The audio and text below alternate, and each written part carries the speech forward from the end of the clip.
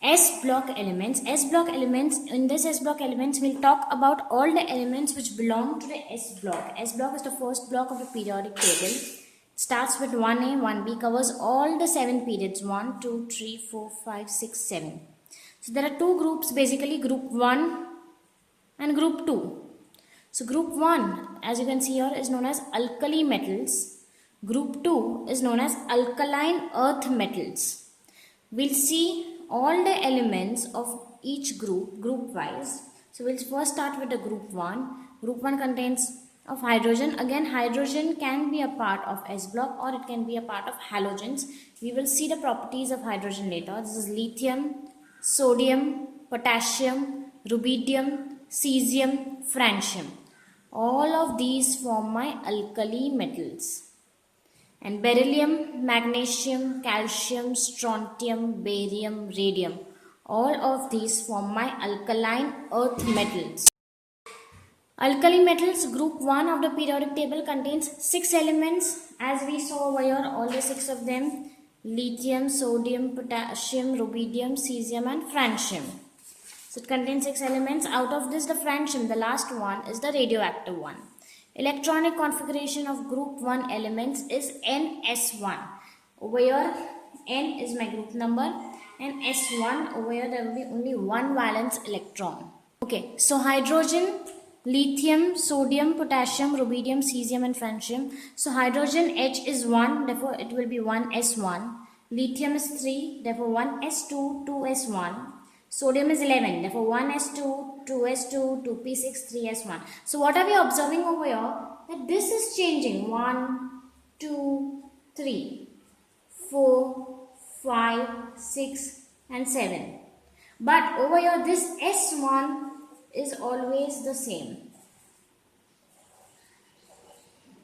So instead of writing 1, 2, 3, 4, 5, 6 and 7, we will simply write NS1. NS1 is the general electronic configuration of all my group 1 elements, that is the alkali metals. See, NS1. Now you will get why this is NS1, because everything that we start, whether it be start with hydrogen of 1 or francium of 87, it boils down in the end to NS1, 1s1 or 7s1. Therefore, a general electronic configuration of alkali metals is NS1. We'll see the properties. Most reactive. Alkali metals group 1 elements are most reactive. They are found in combined state. What do you mean by combined state? If there is an alkali metal, it will be there with some other element. For example, sodium. Sodium is my alkali metal or an alkali element. This alkali element is combined with some other, that is my chlorine, NaCl. Even potassium, K will be KCl. NaNO2. So over here, if K is there, it is combined with Cl. Na is there, it is combined with NO2. This Na is combined with Cl. Therefore, they are always found in a combined state. Sodium and potassium make up over 4% by weight of Earth's crust. NaCl, that is rock salt, is the main source of sodium. Francium, being radioactive, does not occur appreciably in nature. It does not occur in its natural form in the nature because it's a radioactive element. Radioactive elements are those elements who emit either alpha particles, beta particles, gamma particles, photons, and then possess a half-life. Now we'll start the anomalous property of lithium. Although lithium belongs to group 1, lithium is the first element of group 1 and has almost all characteristics property to group 1 element, but there are some properties which are different, which are not the same as that of all the other group 1 elements. That difference is also known as anomalous properties. So it is different in many aspects. Let's see what all aspects are there in the difference of lithium than the other group 1 elements. The size of lithium atom is not very small. The size of lithium is not very small.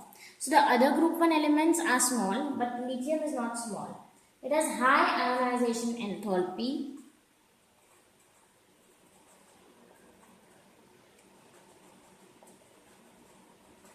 And low electropositive character.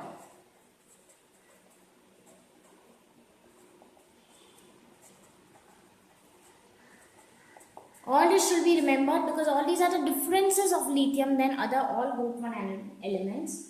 Due to small size and high nuclear charge, lithium, its polarizing power is quite high, which results in covalent character of compounds. Therefore, it has a covalent character.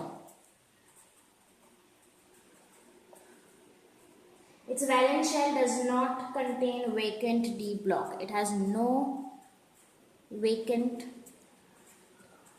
d block element, d block valence shell, d block shell. So all these are my 4 properties, my 4 differences of lithium to all the other elements which belong to group 1.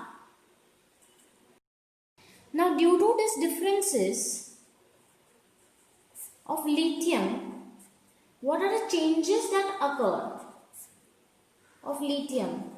For example, in its chemical properties, physical properties, the reaction characteristics, the boiling points, the melting points, there will be changes in that because lithium acts differently. Lithium has an anomalous behavior.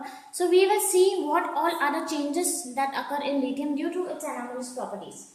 The first one is its boiling point and melting point are higher.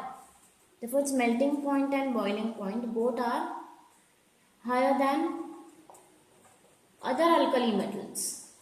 Alkali metals are my group 1 elements. It is lighter than other alkali metals.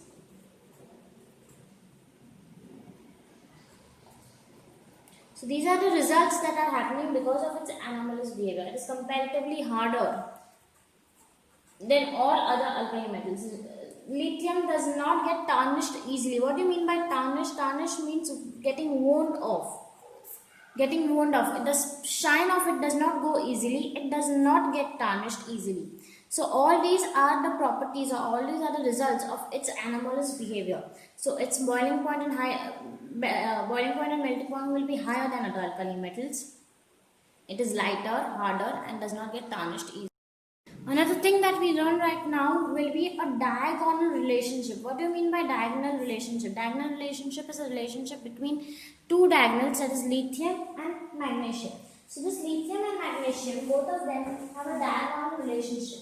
Now we just saw the difference between the relationship. We just saw the difference between lithium and all other alkali earth metals. We saw the anomalous behavior of lithium and how it differs from all other metals. But it does not differ from magnesium. That is, lithium will resemble magnesium. And this is known as the diagonal relationship. Due to the small size, lithium differs from other alkali metals but resembles magnesium because its size is closer to magnesium. So the size of lithium is almost equal to the size of magnesium. This type of relationship between the 2 diagonal placed elements is known as diagonal relationship. Okay, so now my atomic radius of lithium is 152 atomic radius and of magnesium is 160. So it is almost near, 152 picometers and 160 picometers. So it is almost near, and the ionic radius is over here at 76 ionic radius, and ionic radius over here is 72. Again, this is almost the same. Therefore, lithium and magnesium have almost similar electronegative properties. They have the same polarizing powers and the electronegative properties. This is because of the diagonal relationship both of them possess. Because of this diagonal relationship, they will have almost the same melting points, boiling points. They both are sparingly soluble in water, whereas all the other alkali metals are really good in solubility in terms with respect to water, but both of them, lithium and magnesium, are sparingly soluble in water. The bicarbonates of lithium and magnesium do not exist in solid state. It only exists in the solution state. So there are many similarities between lithium and magnesium. The carbonates of lithium and magnesium decompose on heating and liberate CO2. So of both, the carbonate of lithium will also liberate CO2. The carbonate of magnesium will also liberate CO2. The hydroxides and the nitrites of both lithium and magnesium will decompose and they will give out what? Oxides. They will give out different oxides. Both nitrites are decomposed by water. So lithium nitrites and magnesium nitrites, both of these are decomposed by water to give NH3. So there are different reactions which prove these statements, and they prove only one thing, that lithium and magnesium have a diagonal relationship and have many similarities between them. You see the atomic and the ionic radii of group 1 elements. These are all my group 1 elements: lithium, sodium, potassium, rubidium, cesium, francium. And these are nothing but my atomic radii. We start from 152, 186, 227, 248, 265, 375. So if you see, the atomic radii are increasing as we move downward. Now we'll see the ionic radii for the same.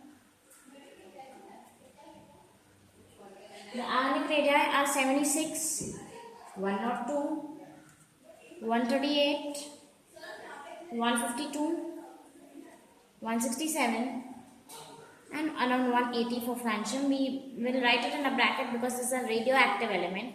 Again, all the ionic radii are increasing down. The ionization enthalpies, when you talk about the ionization enthalpies, they will decrease for both atomic as well as ionic. Ionization enthalpy.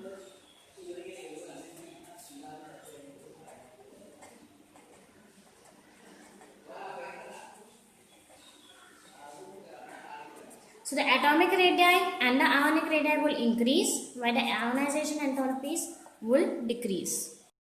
We'll start with group 2 elements. Group 2 elements are also known as alkaline earth metals. Alkaline earth metals are all of these which come in group 2. Beryllium, magnesium, calcium, strontium, barium and radium.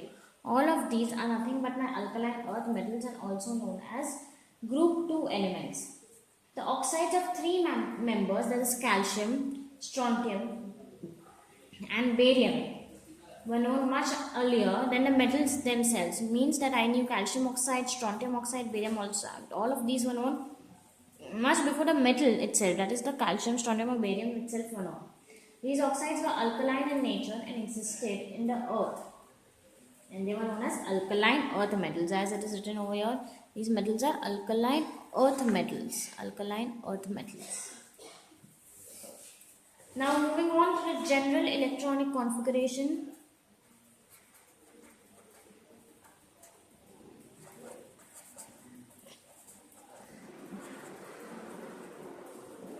Electronic configuration of alkaline earth metals is NS2. Of group 1 elements, it was NS1. Of group 2 elements, it is NS2. Again, N, the period will keep on changing, but the last shell will be S2.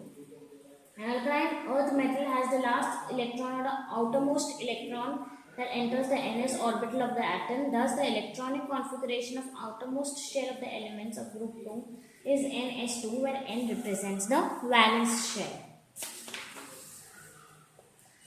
We can just have a look at a couple of examples. Let's start with beryllium. Beryllium is 4.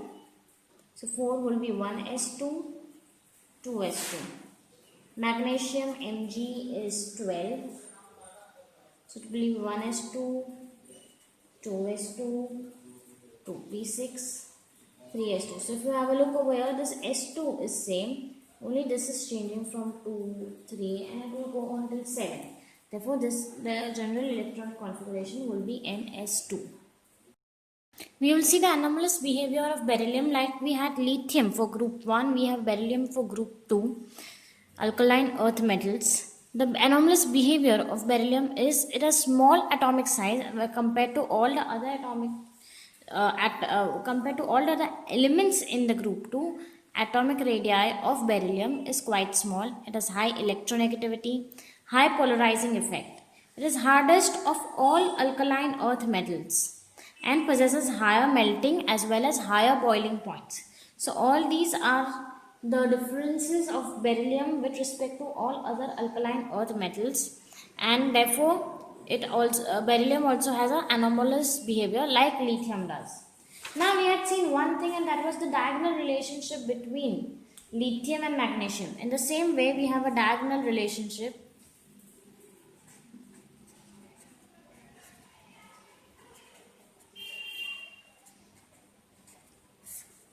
between group 2, the beryllium of group 2, this is my group 2, this is my group 2, and let's say I have group 3, boron and aluminium. So there's a diagonal relationship between beryllium and aluminium, like we had between lithium and magnesium. The same way we have between beryllium and aluminium. Therefore, beryllium and aluminium, both of them will be resembling each other. Beryllium differs from other alkali metals but resembles aluminium. This type of relationship between diagonally placed elements is known as diagonal relationship. So both of them form covalent compounds having low melting points and are soluble in organic solvents. Unlike other alkaline earth metals, both aluminium and beryllium are not easily attacked by air.